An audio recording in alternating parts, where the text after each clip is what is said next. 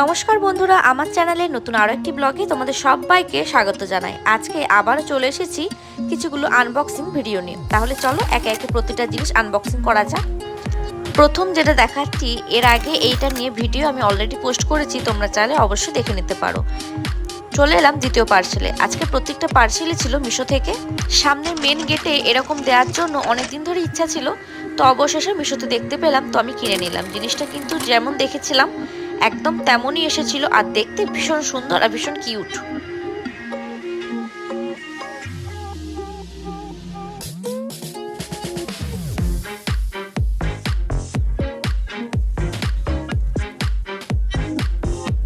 চলে এলাম পরের পার্সেলে। তো এটার মধ্যে ছিল ডাস্টার।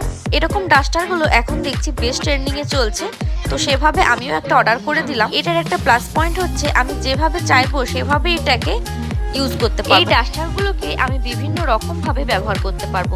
এই যেমন ধরুন, প্রথমে আমি এটাকে বাঁকিয়ে দিলাম। এভাবে আমি বাঁকিয়ে যে কোনো ফ্যান বা কোনো ফার্নিচার এই সমস্ত পরিষ্কার করা যাবে।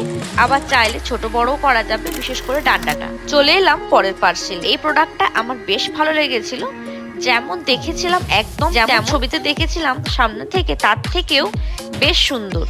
তো এটা ছিল একটা ফ্রিজের কভার। ওটা বাদ দিয়ে বাকি সমস্ত কিছুই ছিল একদম পারফেক্ট। দেখতে বেশ সুন্দর আর কোয়ালিটিটাও যথেষ্ট ভালো। ছবিতে কালারটা একটু লাল লাল লাল লাগছিল, কিন্তু সামনে থেকে দেখলাম এটা ঠিক ওই মেরুন মেরুন টাইপের এসেছিল কালারটা। এরপর ছিল একটা আর্টিফিশিয়াল ফ্লাওয়ারের সেট নিয়ে। এই ফ্লাওয়ারগুলোতে আমি অলরেডি একটা ভিডিও দিয়ে রেখেছি চ্যানেলে, তোমরা চাইলে দেখে নিতে পারো। এর পরের পার্সেলে ছিল হোল্ডিং হুকগুলো। এগুলো কিন্তু এখন বেশ কাজে লাগে। দেওয়ালে কোনো কিছু আটকানোর জন্য এই ধরনের জিনিসগুলো একদম পারফেক্ট। এখন তোমরা যে আর্টিফিশিয়াল ফ্লাওয়ারের সেটগুলো দেখতে পাচ্ছ, সেটা নিয়ে অলরেডি আমি কিছুগুলো ভিডিও পোস্ট করে দিয়েছি, তোমরা চাইলে দেখতে পারো। তো দেখতে দেখতে আবার ফ্লিপকার্ট থেকে কিছুগুলো পার্সেল চলে এলো। নেক্সট ভিডিওতে তোমাদের সঙ্গে দেখাবো যে এগুলোর ভিতরে কি কি আছে।